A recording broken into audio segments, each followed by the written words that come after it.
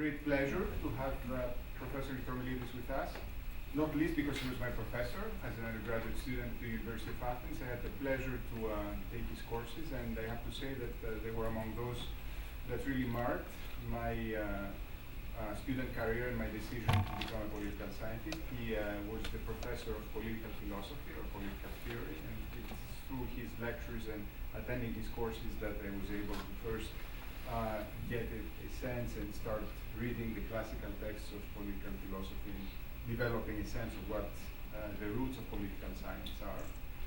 It is very often forgotten that political science does not only have a modern empirical dimension, but also interacts with the history of political ideas and political history as well. And I think that the work of Professor Niarchos exemplifies this interaction between contemporary concerns, but also an attempt to understand where those concerns come from and how they have evolved historically over time. Professor Niarchos got his BA, he's a native of Cyprus. He got his BA very close from here in Middletown at Wesleyan College. So he knows Connecticut well, especially the more rural parts of it. And after that, he went on to get his PhD at Harvard. He started then working on the main set of questions and ideas that became and stand at the core of his work. That is the ideas of the Greek Enlightenment and the process of the Greek Enlightenment. And after that, he returned to Greece. He became a professor at the University of Athens, which is where I met him. And he also directed for many years the Center for Asia Minor Studies, which is one of the most important institutions for the study of the experience of the Greeks of Asia Minor, of Hellenism in Asia Minor, but also of the experience of becoming refugees, of these communities that were uprooted from Asia Minor in the 1920s. And it's one part of what the center does is curating and extending a very impressive collection of testimonials of those people who had to change lives in such a radical and abrupt fashion. And in the last 11 years, he served as the director of the Center for Neo-Hellenic Studies at the Greek Institute of Research, one of the main foundations and institutions for the study of modern Greek ideas. So he has been very active in a variety of ways, and in fact, his publication record is very impressive. He's published over 200 articles and several books. I'm just going to highlight a few of those. In fact, we were hoping to have his new book tonight here. Unfortunately, it's not ready yet. It's called Enlightenment and Revolution, The Making of Modern Greece, and it's published with Harvard University Press. It should be published any day, we hope. And it is an attempt to summarize the main themes of his research over the years. I'll just go over a couple of the titles of his books, just to give you a sense of his research, and then I'm going to say a few things about that. Among other things, he's published books on Adamantios Korais and the European Enlightenment. Another title is An Orthodox Commonwealth, Symbolic Legacies and Cultural Encounters in Southeastern Europe. He has published a book which is very interesting. I'm going to say a few things about that biography of one of the leading thinkers of the Greek Enlightenment, and that is Iossipos Misiodax, the coordinates of Balkan thought in the 18th century. Another title is From Republican Polity to National Community, Reconsiderations of Enlightenment and Political Thought. I'm not going to bore you with more titles, but I'll just give you the title of an article which is one of my preferred ones. It's called Imagined Communities and the Origins of the National Question in the Balkans, which was published in the European History Quarterly in 1989. So if I were to summarize and to try to give you the general sense of the content of that work, I would say it's an attempt to trace the origins of what became what we may describe today as the modern Greek project. The idea of creating a Greek nation, which started in a variety of different places, not necessarily in what is today Greece, but very often in major urban centers in Europe, in places like Paris or Vienna, but also the areas that are today Romania. In fact, Iossipos Misiodax was a native of that area. became Greek through his Greek education and then contributed to the development of the idea of a modern Greece. And at the core of the work of Paskalis Kitromilidis lies, I would say, a very fundamental and important contradiction, very important for them, for Greece, very important more generally for the history of political ideas in the world, and also very important for Greece today. And that is the intersection of what we may say the positive attributes of nationalism and the negative attributes of nationalism. The idea that nationalism can be a set of ideas geared towards the promotion of liberalism and tolerance, the idea that nationalism for Greece was the means to take that country towards and move it towards the ideals of the European Enlightenment.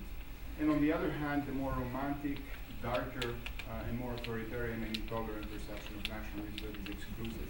And so there has always been a struggle between those two dimensions, and a lot of the work that Paskalis Kitromilidis has done is an attempt to both decipher, understand, and analyze that internal struggle. The article that I mentioned, Imagine Communities, is really an excellent work of summarizing extensive historical research about the Hellenization of the Orthodox communities of Asia Minor, the way in which those Orthodox communities became Greek in the sense of acquiring the idea of what it meant to be Greek and connecting themselves to the Greek state and the Greek nation. This was a tremendously important and also intellectually fascinating project, again combining those two elements, which eventually ended in the disaster that we know as the Minor Asia disaster. I could say much more about his work. I'm sure that he's going to talk today and illustrate some of these contradictions, those trends. And so I'm very pleased to welcome him to tonight and to have this opportunity to, in a sense, celebrate many decades of very fruitful and productive work in areas of very high importance for us and more generally. So thank you very much for coming, and we're very pleased to have you.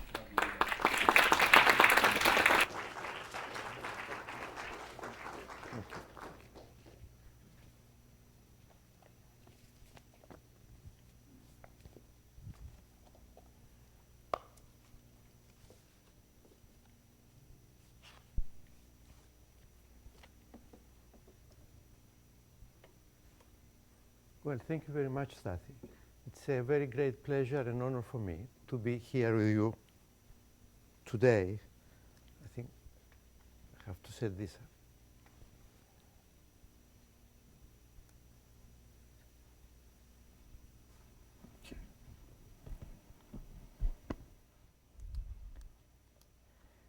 And I did consider it an honor to present the Stavros Niarchos Foundation lecture at Yale University. And I'm grateful to Stathis Kalivas, our former student in the University of Athens, for inviting me, and to George Sirimis for shouldering the burdens of the organization of my visit. Since this is the Niarchos Foundation lecture, I think I should begin with a few words about the man and the foundation. Stavros Niarchos was one of the great business leaders of the 20th century. He was and felt deeply Greek, served his country and the cause of freedom in the Second World War by serving in the Greek Navy. And later in life, as a leader in shipping, international commerce, and industrial innovation on a world scale, he always had Greece and Hellenism on his mind as a cause to be promoted and enhanced. He was, at the same time, a true cosmopolitan with a vision for the whole of humanity, for the heritage of world civilization and the well-being of mankind. His sense of the significance of the creative heritage of mankind is reflected in his collection of modern art, something which perhaps is not known very well, which is one of the great private art collections in the world. His vision for the well-being of mankind has been embodied since 1996, the year of his death, in the Stavros Niarchos Foundation and its worldwide activities in support of education, social welfare, health, the arts, and culture. In my career in Greece, I have served research and academic institutions not only at the Center for Asia Minor Studies, but also at the National Research Foundation, which have greatly benefited from the mission and generosity of the Stavros Niarchos Foundation. And I could say, without risking serious exaggeration, that the foundation, with the range of its activities and the scale of projects it supports, is the most important protagonist in philanthropy and public benefaction in Greece today, and one of the main actors in its field of activity in the world. The foundation has been funding really monumental projects, like the construction of the new National Library of Greece, and it supports the cultivation of Greek culture and the propagation of the spirit of the Greek intellectual tradition worldwide. In today's Greece, the Greece of crisis, uncertainty, and insecurity, the Stavros Niarchos Foundation is one, perhaps the one, major contributor to the alleviation of human want and pain, and to the deeply urgent task of keeping hope alive. For all this, we, who are trying to keep the country going under the current difficult conditions, are deeply grateful. The title of my lecture tonight is meant as a reminder of an important work which curiously is now forgotten by those working in the field of the study of nations and their trajectories in history. I'm referring to the work From Empire to Nation by Professor Rupert Emerson of Harvard University, published in 1960. It is an interesting coincidence to note that in that year, 1960, two important books on nationalism made their appearance on the stage of scholarship in the United States and Great Britain, respectively. One was the work by Rupert Emerson, just noted. The other was the concise but so dense monograph by Elie Keduri under the title Nationalism. The coincidence was not accidental, of course. 1960 was the year of decolonization in Africa, the year during which most of the former British and French colonies acceded to independence. The world was trying to understand what it really meant to have all these new actors on the stage of international politics. The question, what it meant to be a nation, which in Europe and America seemed to have been settled long ago, reappeared with urgency. This was the motivation behind the emergence of the study of nationalism as an important field of academic research. The two works by Rupert Emerson and Elie Keduri were, in many substantive ways, the chartered texts of this field of research. Nationalism studies entered a period of explosive growth after the changes of 1989-90 in Central and Eastern Europe. The more trendy literature that has been produced in the later stages in the development of the field has tended to ignore the chartered texts noted above. New fashions and empire building by scholars in the field have contributed to the relegation of important works to oblivion. If lip service is occasionally paid to the work of Elie Keduri, without, however, for the most part, a serious engagement with the deeply critical intention of his ideas, Rupert Emerson has been completely forgotten. This is rather curious, considering that in his life, he was an important scholar and generous mentor of influential academic leaders in the field of political science. And I have a personal recollection when Professor Emerson, many years after his retirement, decided to leave New England and go and live the rest of his days in Florida. he invited graduate students at Harvard, and he gave us his library. So we were asked to go to his office and pick off the shelves anything that interested us. I heard about it rather late, so by the time I arrived in the Litauer Center at the office, most of the books were gone. But I managed to get many off-prints with personal dedications of the authors to Rupert Emerson, which is a good example of the kind of influence he had exercised in his lifetime. In my remarks today, I want to rescue from oblivion Rupert Emerson's ideas on the transition from empire to nation, and to share with you the conviction that has guided my entire academic work, that engagement and dialogue with the classics and with the serious milestones of earlier scholarship is, as a rule, more profitable and enlightening than getting involved in the obsessions of the latest fashions. And I'm stressing this especially for the younger members of our profession. They should remember what went on before. For the purposes of our consideration of transitions in the history of Southeastern Europe, what is interesting about Rupert Emerson's work is the almost experimental way in which he attempts to bring some kind of systematic order and make sense of the muddle of events making up the history of decolonization and the emergence of the so-called new nations on the stage of world history.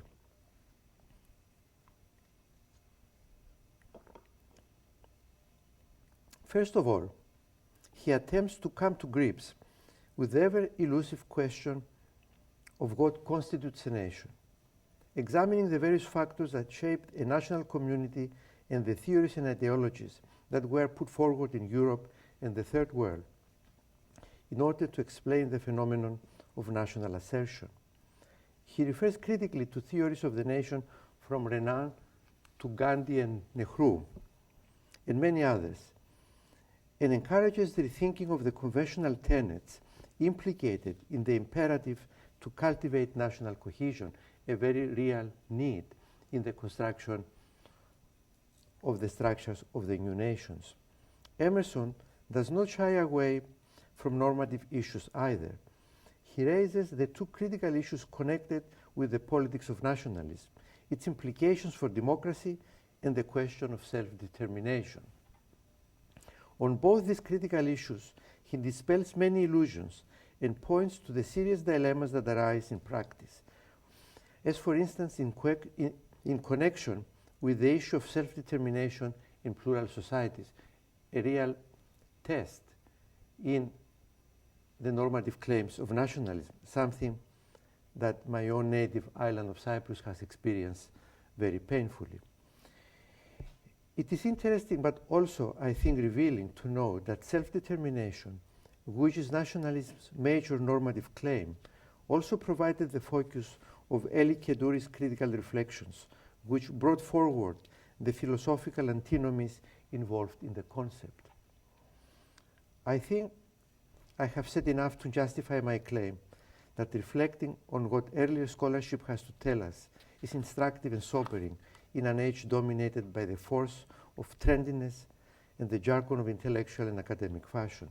From Emerson's approach, I want to borrow the idea of transition, the dynamic transformation of human communities connected with political change, and try this idea in making sense of the historical experience of Southeastern Europe.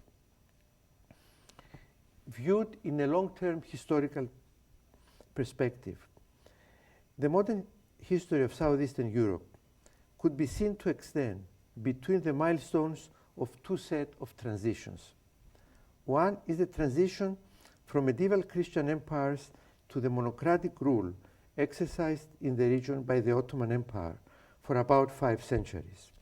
The other transition was that from Ottoman rule to modern nation states in the 19th century. The earlier transition lasted from the late 15th century, when the medieval Serbian and Bulgarian empires were obliterated by the Ottomans, to 1453, when the Eastern Roman Empire, which had survived in Constantinople, became extinct. If we wanted to be entirely accurate in terms of historical detail, we should extend this chronological limit to 1460 and 1461, when the last surviving remnants of medieval Greek statehood disappeared with the capture of Mistra and Trebizond, respectively by the victorious Ottomans. The last surviving Serbian principalities disappeared at about the same time. So the medieval Christian Balkan states, leftovers of glorious empires of earlier centuries, came to an end, and continental Southeastern Europe made the transition to rule by a Muslim empire.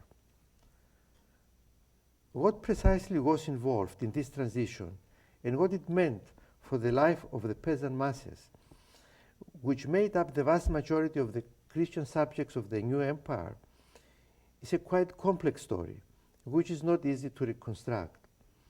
One major aspect of the process can, however, be signaled out as an axis of comparison with the subsequent transition that will occupy us later on. This aspect has to do with the changes in conceptions of collective identity that accompanied the disappearance of the medieval states. It is an interesting and important historical problem whose academic treatment has been subjected to considerable ideological manipulation and controversy at the expense of historical understanding. I do not expect to solve any of these serious issues tonight, but at least I can try to formulate the problem. The medieval Balkan empires, partly as a need of their own internal consolidation, and partly as a consequence of the rivalries and wars between them, cultivated their own cultural traditions expressed in their respective formal languages, learned Greek or Old Church Slavonic, and sustained by their ecclesiastical institutions. These traditions constitute important components of the heritage of the peoples who were ruled by the medieval empires and contributed decisively to the cultivation of distinct collective identities and to the self-understanding of the more alert elements in the respective societies, as attested in written testimonies left by them. The emergence of distinct collective identities and forms of cultural consciousness could be recognized in the historical experience of the First and Second Bulgarian empires down to 1393-96, the fatal years of the fall of Veliko Tirnovo and Vidin, respectively, to the Ottomans. Similar expressions of collective identity and consciousness reflected dramatically in the cults of dynastic sense and its visual representation in medieval art could be readily associated with the medieval Serbian Empire and its survivals down to the mid-15th century. In the millennial life of the Eastern Roman Empire, which had become a Greek-speaking empire after the 6th century of the Christian era, cultural consciousness was consistently articulated in dialogue with the heritage of Greek letters, albeit within a framework set by the Christian faith and by an imperial ideology that, to the very end, connected political and dynastic legitimacy with the legacy of Rome. In the rump states that emerged from the breakup of the empire following the Latin conquest of Constantinople in 1204, a very interesting, indeed an epoch-making development can be observed. Already in the 13th century, the intellectuals of the Empire of Nicaea in Asia, in northwestern Asia Minor, were the seat of the empire, and the church took refuge during the Latin occupation. Obviously, under the conditions of exile and soul-searching provoked by the unimaginable events that had taken place, began to express a self-consciousness articulated around an awareness of their connection, linguistic and intellectual, with the culture of ancient pre-Christian Greece. Awareness of this connection, in turn, by imprinting on the consciousness of speakers of Greek a distinct sense of lineage that set them apart from other Christian or specifically Orthodox peoples, provided the basis for the future elaboration of a modern Greek national identity. But this is a story of the future that will come up when we survey the subsequent transition. In the subsequent 2 centuries, in the reconquered Constantinople during the 14th century, and in the Despotate of Mistra in the Peloponnese in the first half of the 15th century, such trends intensified and matured. Theodore Metochites was a representative of the intense awareness of the significance of the Hellenic intellectual tradition in the 14th century. But it was George Gemistos Plethon in the following century who brought the revival of Hellenic consciousness to its culmination by politicizing it. Plethon was an Eastern Machiavellian in his political thought. He made explicit what had been implicit in this entire tradition in late Byzantine political thought by pointing out that the salvation of the crumbling empire could only come with its replacement by a Hellenic politia, a republic to be built in the Greek heartlands, which most eloquently recalled the heritage of classical Hellenism. The argument I would like to share with you is that all this aspiration of intellectual and political renewal was submerged and lost in the transition that brought the Orthodox peoples of the Balkans under the monocratic rule of the Ottomans in the region. This is what makes the idea of transition interesting. It invites us to rethink a range of subjects in a context of change and adaptation as human communities and the symbolic universe that makes their life meaningful are subjected, usually by force, to radical transformations of their conditions of political existence.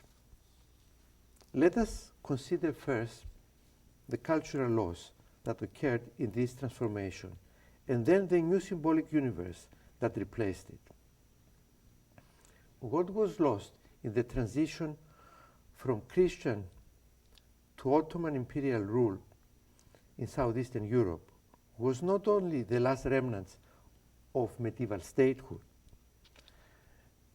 but also the forms of cultural consciousness associated with these medieval states. Such forms of distinct cultural consciousness might have formed in Southeastern Europe the kernels or points of departure of a local version of the Renaissance, as the case of Plethon and the cultural configuration of Mistra, of which he was an integral part, suggest. Such potentialities in Southeastern Europe were cancelled by the destruction of medieval statehood and the forms of cultural expression associated with it, and the silence or dispersal of the intellectual exponents of such initiatives in cultural life. In the case of the Greeks and Serbs, the cultural heritage of an incipient Renaissance was transferred by refugee scholars outside the Ottoman world and lingered on in the Greek intellectual diaspora in Italy and in the Serbian diaspora in the Habsburg domains until, appropriately recast, returned to the original homelands 3 or 4 centuries later as part of the Enlightenment.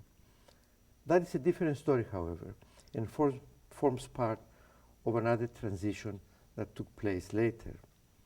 The critical methodological question that arises in connection with the cultural expressions that defined and distinct identity connected with each of the societies that made up the late medieval Balkan world is whether they could be understood to represent early or incipient manifestations of national identity and national consciousness.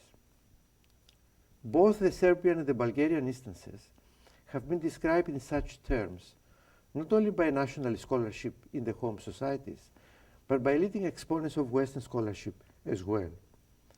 The prime example lending itself to interpretation as a precocious manifestation of nationalism has been, of course, the case of Plethon and the whole cultural configuration from which it sprang.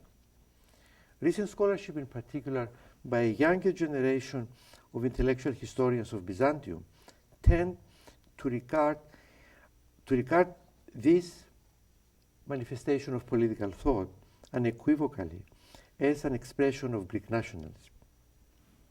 But is it so, in fact? The right methodological question in this connection should be, is it conceptually legitimate to describe these cultural expressions of late medieval history or very early modernity as forms of nationalism? If there is an answer to this question, it would require attention to gradations and definitions.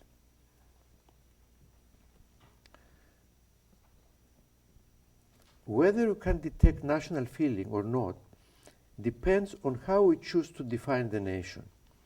More fundamentally, a possible answer has to examine whether the people in question consider themselves a nation and what they would have meant by such a term. Anyone familiar with the terminology and the history of the word nation-ethnos since antiquity would immediately appreciate the complexity of the question. And for those pious Christian communities, calling them a nation would scandalize them and create panic in them, because nations were the pagan groups outside the community of believers. So we can at least agree that on a scholarly level of analysis, where argument by assertion is not acceptable, we must move with caution and remain open to doubt in discussing the issue of national feeling in pre-modern contexts. This I have said a number of times, but over the years I have not encountered a serious reason to revise that call to caution in talking about these issues. With that caveat in mind, we can still recognize that the sense of loyalty to a state, and more specifically to a historical leader, held societies together and gave them a sense of identity in all these medieval empires.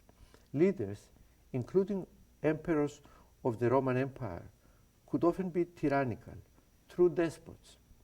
But still, so long as they enjoyed the approval and support of the church and the aristocracy, they could count on the loyalty of the people. In those states, like the Bulgarian and Serbian, which sought to model themselves on Byzantium, but also to avoid its tutelage, things worked out in similar ways, always centered around loyalty to a leader. Thus, there can be little doubt that strong regional loyalties existed throughout the Balkans, reinforced under the right leadership and by the existence of autocephalous churches. The decisive factor in all this was the presence of a state, or the aspiration to statehood. Whether we might call this nationalism is a question to which no easy or obvious answer is immediately available.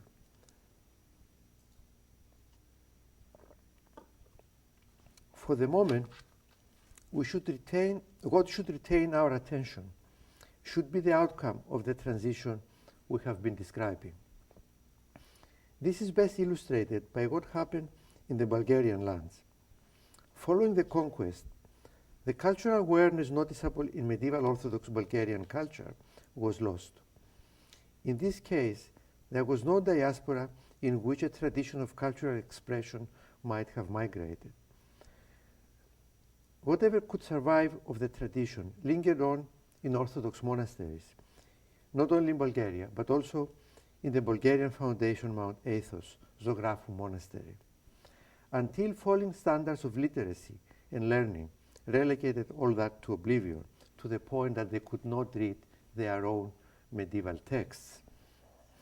The result of the transition has been described quite accurately by Denis Hapsiuk in his monograph on 17th century Bulgarian society, a Slavic-speaking population reduced to political subjection and understanding itself primarily as an Orthodox community.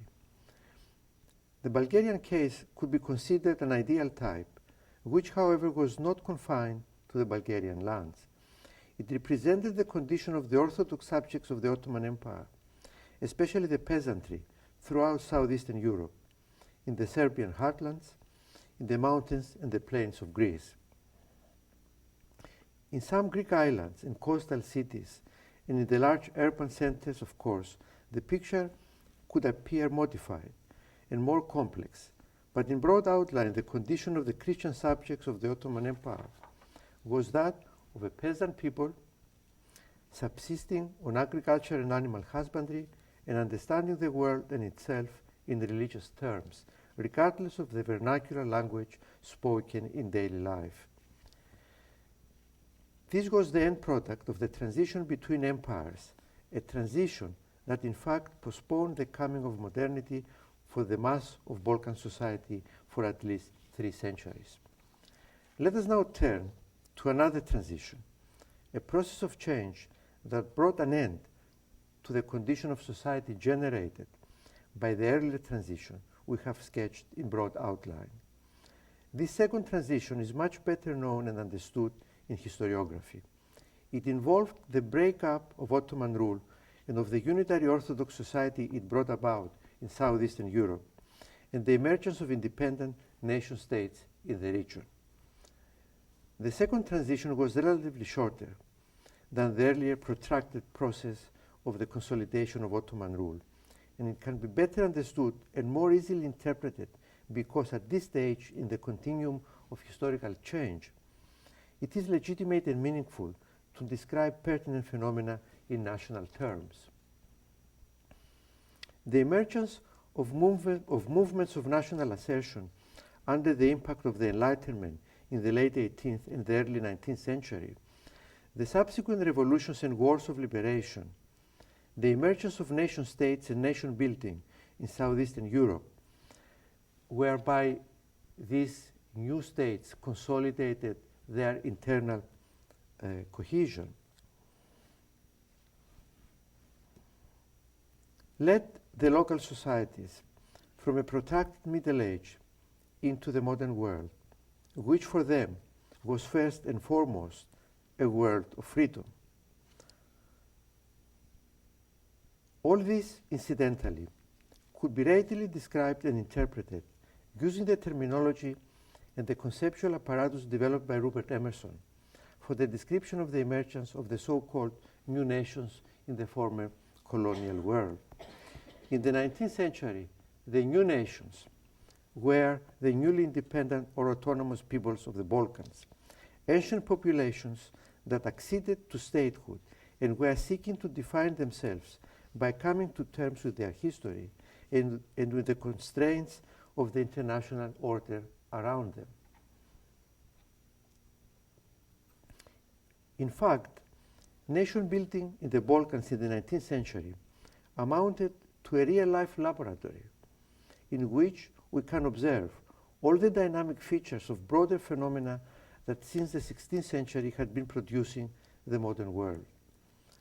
From this point of view, what was happening in the Balkans in the 19th century had its parallels first in Latin America in the same period when former Spanish provinces emerged to statehood and national identity, and in Africa and many parts of Asia in the 20th century.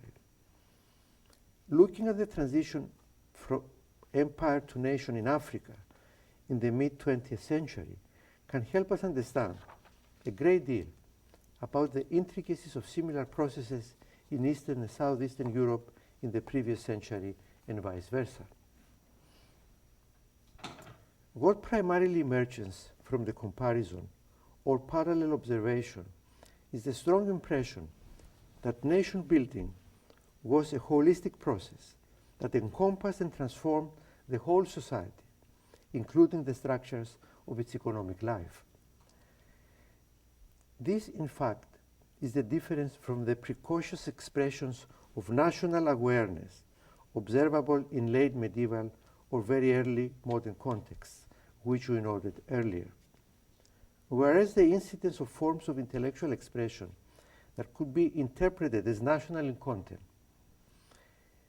and had preceded the earlier transition were elite phenomena isolated from the mass of society, in the later transition, nationalism in its protean manifestations was the main moving force that, on account of its mass basis, eventually transformed society and culture. That was a dynamic process that brought modernity and freedom to populations long subjected to despotism and nurtured by millenarian visions of redemption. This perhaps explains the wide appeal, the power and effectiveness of nationalism that had absorbed all these earlier visions and hopes. Southeastern Europe in the 19th and the 20th, even one might risk to say in the 21st century, is a model of just that. Outside observers are often bewildered by the phenomenon and find it difficult to understand, and often fall into the trap of demonizing the expressions of nationalism in the region. Criticism is welcome, but what is in fact needed is understanding and interpretation, not exorcism. How to reach understanding and interpretation is the challenge for all of us. For those of us living in the region, the challenge includes the burden of imparting in our societies the principles of reason and self-criticism in order to develop the necessary maturity and critical distance to deal with the problem posed by the power of nationalism in a context of democratic politics. For you, observing from abroad, the challenge involves empathy as well as understanding, rather than strictures and contempt. Let us conclude then by giving a try to understanding. We noted that nationalism has been remarkably successful in taking the societies of Southeastern Europe through the transition to modernity, and quite effective in turning them into paradigm nations, modern political cultural communities in which the nationalist project has had remarkable success. Greece, as I have argued elsewhere, may have been the paradigm nation par excellence, especially on account of the way it has managed to resurrect and incorporate into its modern life such an old and important intellectual tradition expressed in Greek and stretching over more than 3 millennia. The other nations of Southeastern Europe have been no less successful in recreating their past and solidifying their identities as modern nations. Thus, all of them built cohesive nation states endowed with modern institutions, including national armies and educational systems that effectively socialize their populations in the national culture. They also managed, in relatively short periods of time, to nationalize the Orthodox Church in their territories, an institution incomparably older and more durable than the secular state, and conscript it to the purposes of the nation's agenda. Finally, they fought many wars, either with their former masters, the Turks, but also among themselves, completing by these means their national integration, both domestically and externally. All this is quite normal in human history. It accompanied nation building everywhere. Think what happened in Western Europe between Germany and France, for instance, and so forth. The experience of Southeastern Europe, however, has been marked by an additional feature, which appears as pertaining particularly to it. The consolidation of modern states in the region has been accompanied by the growth of a resilient tradition of authoritarianism, disguised by the dominant normative discourse of nationalism. Despite the introduction of constitutional and parliamentary government as an integral part of the modernization process, and the recognition of the rule of law as the standard of political legitimacy, political culture remained receptive to authoritarian values, nurtured by the exclusiveness and partiality of nationalism.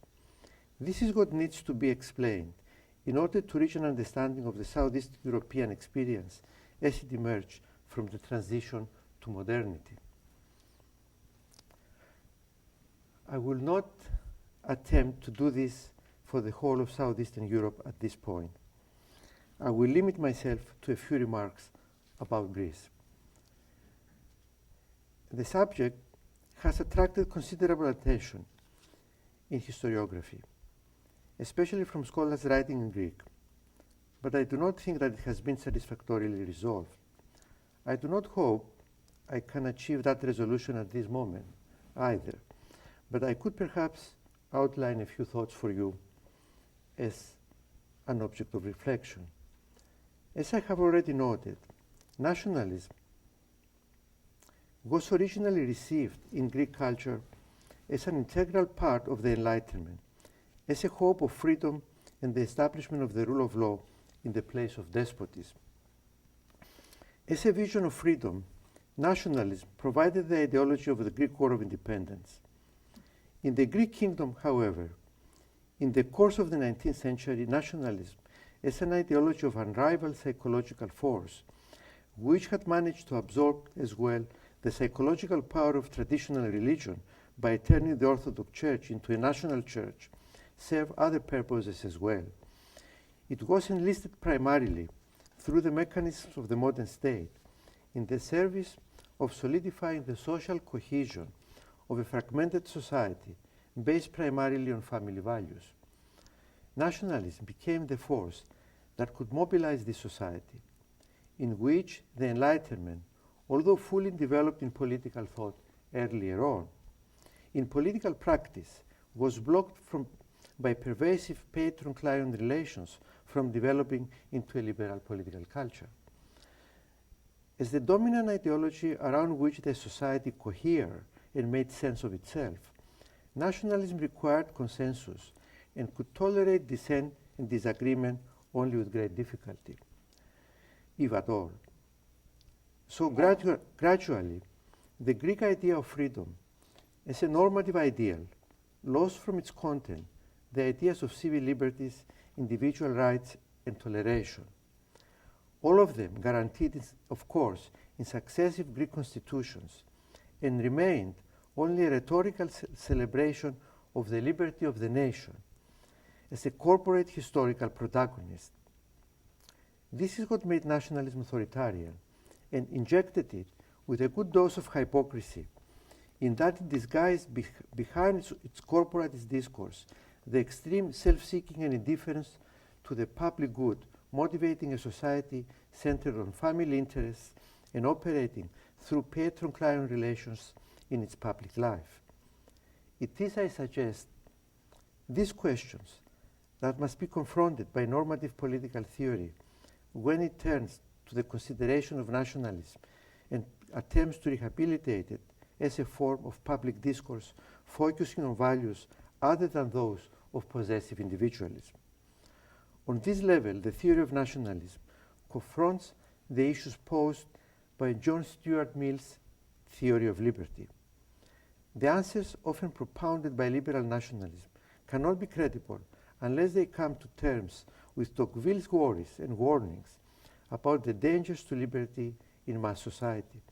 Dangers, I might and should add, that have been greatly intensified by contemporary societies' total and unthinking subjection to electronic technology and the uses of this technology by the state.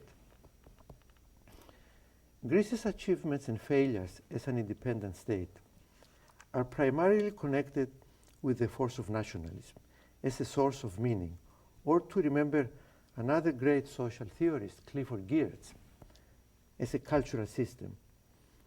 The country's national integration and the development of a remarkable culture, especially in poetry and the arts, in the 19th century.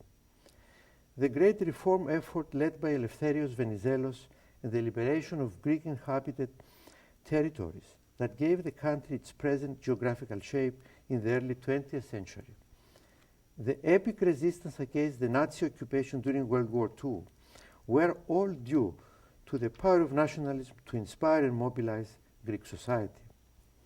Nationalism, in its most populist, xenophobic, and vulgar guise, also held the key to the remarkable success of the socialist movement in Greek politics in the 1980s and 90s, a success that has not only transformed Greek politics in the sense that everybody else imitated that recipe, but is also on account of public policies adopted as part of the populist package at the root of Greece's current crisis. Nationalism provided the cohesive power and the meaningful discourse which made large-scale social and political projects viable, regardless of their location on the political spectrum. It could be mobilized on the right, the center, and the left, depending on the abilities of political leadership and the circumstances of the moment. It could lead to triumphs and to tragedies. And its resilience poses the urgent need not to decry it and censure it, as the so-called progressive intelligentsia likes to do, but to re-educate public opinion so as to prepare it to embark on still another transition to a society genuinely devoted to the respect of rights and liberties, social justice, and otherness, without running the risk of relapsing into forms of anomie and despair. And these are serious problems to be confronted in Greek society today. The present crisis in Greece presents such a challenge to the country's political and intellectual leadership. The answer to the question, who will be able to respond to this challenge and set the new transition in motion, should remain, for the moment, suspended. Thank you very much.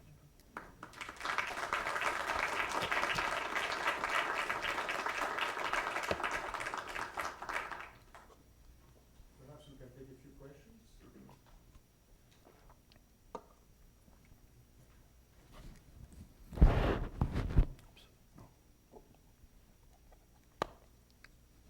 Francesca. So thank you for your lecture. I was just curious if you could elaborate, not so much on how tensions are now around nationalism have been brought about by the current financial crisis, but if I understand you correctly, that nationalism was also at the root of the current crisis. Is that something you're suggesting? I said that nationalism was the key to political success for the reasons I tried to outline.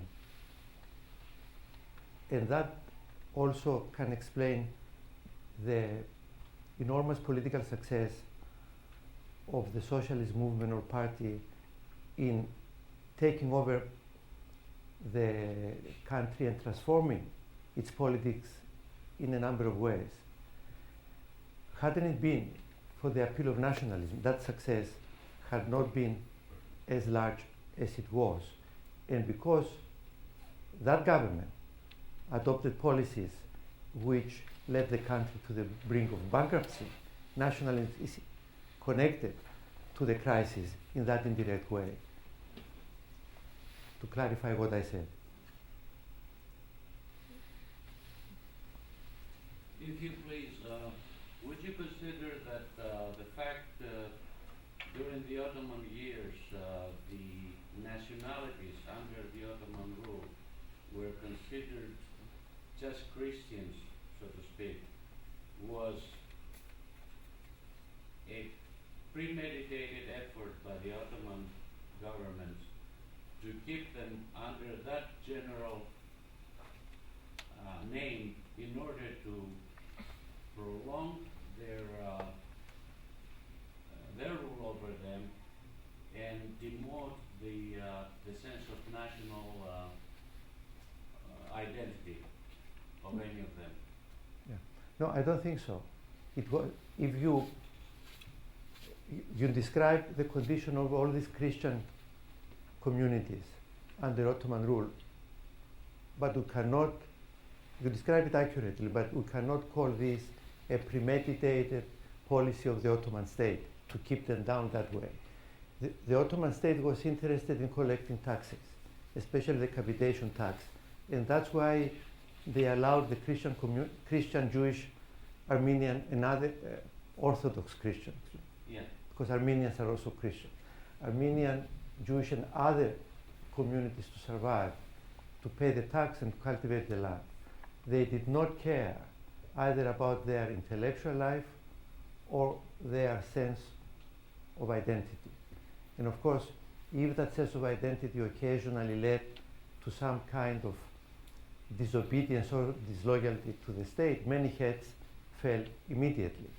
But it was not a concern of the Ottoman state to in any way, at least doesn't appear in the sources that the Ottomanists study, to keep these societies down by, in a way, denationalizing them.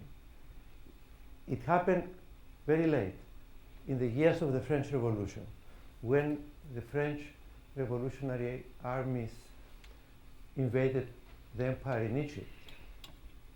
Only at that stage, the empire told the church in Constantinople, do something about it. And it was at that point that the church issued a number of documents disowning nationalism and addressed to the Orthodox subjects. But before that, there is no trace that the Ottoman state cared very much about the collective identity of the subjects. George. Do you have a follow-up question?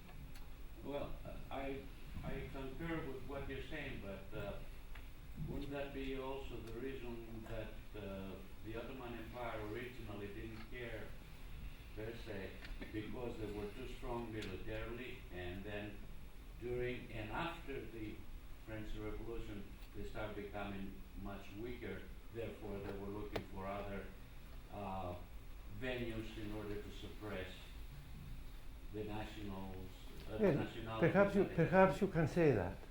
Perhaps you can say that, but that was, in terms of your original question, that was the only instance in which we can connect the concern of governing the empire with the question of nationality. Thank you. Yes, John. I want to come back to this question of the successes and failures of nationalism. I think you're totally right in that nationalism has also produced in Greece, especially in the 20th century, a lot of great culture, whether it's art, whether it's literature, music, from the entire spectrum of left and right. I want to come closer to the last 30 years, though, and this question which a lot of historians... I know much less about the last 30 years. Ask True, me about the 15th century. That's not the historian's frame, but maybe the political scientists can interfere here. Greece has been labeled and analyzed, its state I mean, as a clientist state.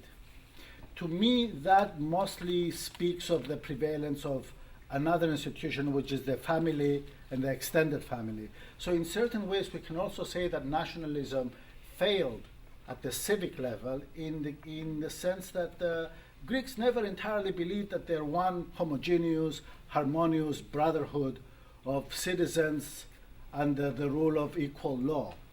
And the family prevailed as the unit for economic and political promotion. So to me, it seems also that nationalism, despite the sort of socialist exploitation of it, or from the right actually, it also failed. It failed to convince people that this is one entity, this is one national family with common interests and obligations, taxes for one thing. Well, you are partly right and partly not right. In the sense that perhaps you missed the point I made when I went upstairs to check the reception. Listing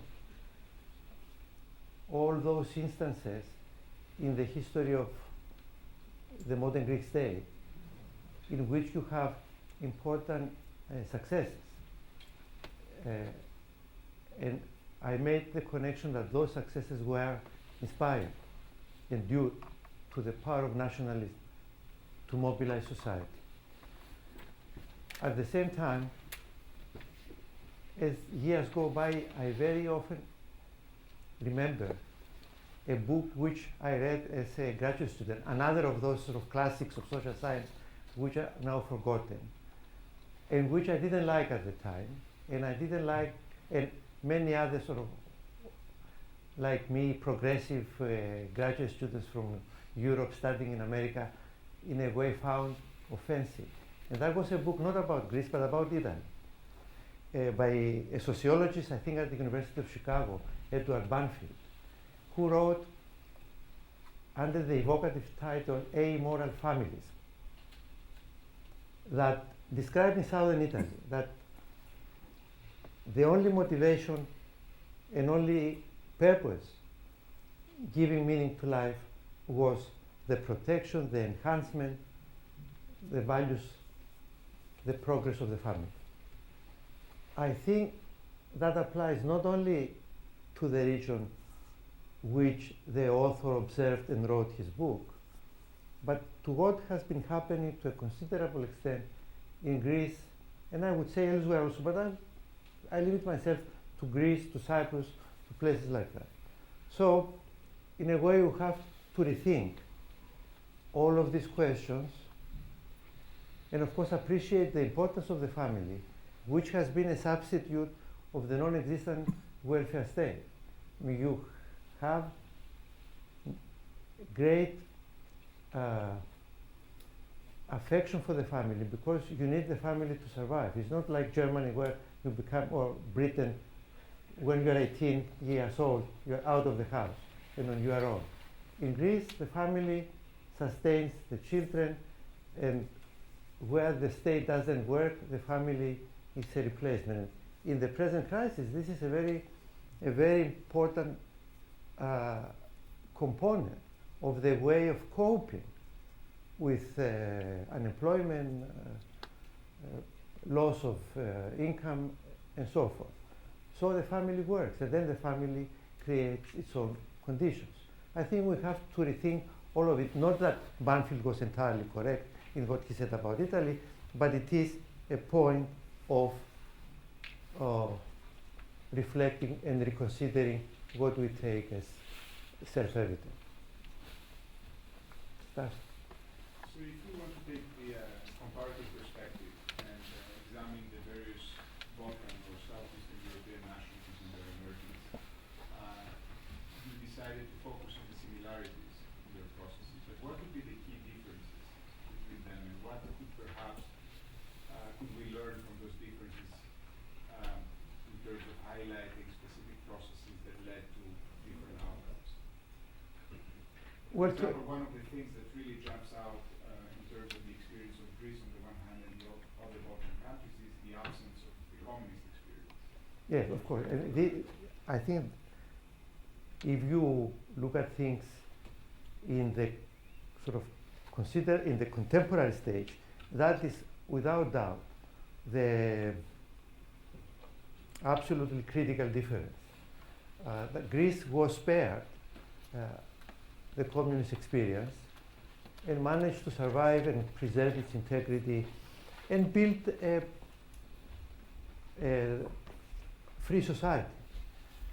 Those countries were ravaged by communism with all the problems that we saw when communists collapsed. But before that, and this is what I was referring to, the other Balkan states went through this nation-building project quite successfully as well. So you have a Serbian national state, which actually began its revolts against the Ottoman Empire 15 years earlier than Greece, but at the end didn't get an independent state, but only an autonomous principality. And Greece managed to become the first new nation in 1830.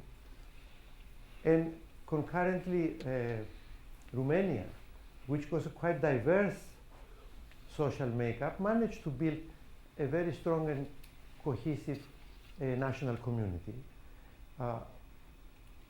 And Bulgaria tried to do that in the domain of ecclesiastical politics by building a national church first as a prelude to the creation of an independent state.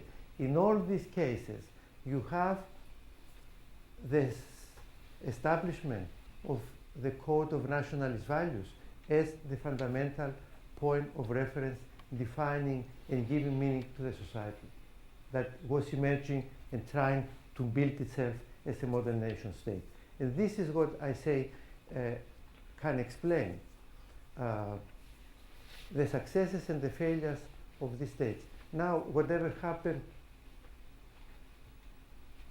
later was colored by the fact that all these nations fell under communist dictatorship in the period after the Second World War, which in many ways distorted their further development and the character of the societies, including that deep sense of pessimism you find when you travel and talk to these to people in these countries, a pessimism which has reached Greece only very recently. Carlo? I'm very interested in the first transition that you mentioned. In the first transition, yes. As a Renaissance historians, Yeah. you should be. I want to know, in your book, how much do you focus on this Greek diaspora to Italy? Because you spoke today in terms of a loss from the Greek point of view. I see that from a positive way, looking at Italy at Renaissance at that time. So I want to know. I don't talk very much about the early intellectual diaspora, but I do talk a great deal about the role of diaspora communities and diaspora scholars in bringing modern ideas to Greek culture, and mostly through Italian channels. That I do a great deal in the book. But since the book focuses on the 18th century, I don't go into the earlier, the history of the earlier intellectual diaspora, which has come among my projects in the more recent past. This is what I was doing last year while at Villa Itati. Please. I'm just wondering about your view regarding the way and the methods that history is taught in Greece in the 19th century, and the transformation of what you described in an earlier phenomenon of nationalism as a liberal, cosmopolitan sort of trend and movement to a more religious, conservative tendency. How important is the way that the methods of nationalism, the way of nationalism are taught in Greece in the 19th century? Do you think it's more of a reflection of the state policy, or is it like a driving force in itself in this kind of transformation in the mid-19th century? Well, this is important and critical. There has been some good work on this subject, teaching of history, the development of the history faculty in the University of Athens and so forth. But it is entirely clear from the information we have that the state was promoting the construction and instruction of a cohesive national history. And we see that in the reception of the monumental work produced by Constantine Paparigopoulos, the great national historian of the 19th century. But the state encouraged libraries to buy the book, and there were shorter versions which were used as textbooks in schools and so forth. That said, we should not in a way undervalue the significance of the intellectual achievement embodied in Paparigopoulos' work. This was a work of great scholarship, not original research in the sources, but reading widely European historiography of the time and writing the history of the Greek nation. And it functioned as a model for other Balkan intellectual traditions which tried to emulate Paparigopoulos in producing their own national histories. And we have the 10-volume history of the Romanians by the greatest Balkan historian, Nicolae Iorca, in the early part of the 20th century, and similar attempts in Bulgarian historiography and so forth. And this is an indication of the intellectual power of this work, which first of all is written in magnificent and very imposing Greek, and it's a pity that younger generations are reluctant to read it because they are no longer exposed to that language. And it loses a great deal when it is being transformed in vernacular, translated in vernacular Greek. And also, although it does develop an ideology of national cohesion stretching in history over 3,000 years, it's a critical work. If you read the forewords he wrote in successive volumes and editions, you see a man who thinks critically about the political condition of his time. And his most critical remark, I think, in the preface of the fifth, the last volume, when it appeared in the second edition, the definitive edition in the 1880s, is the remark that the nation has been more successful in asserting itself culturally, intellectually, and so forth, politically, economically, under enslavement rather than under independence, which is a sad comment on the condition of the country in the later 19th century. So I think I have spoken too much. I apologize. We can thank you, and there is a reception. We can continue the conversation more informally. Thank you.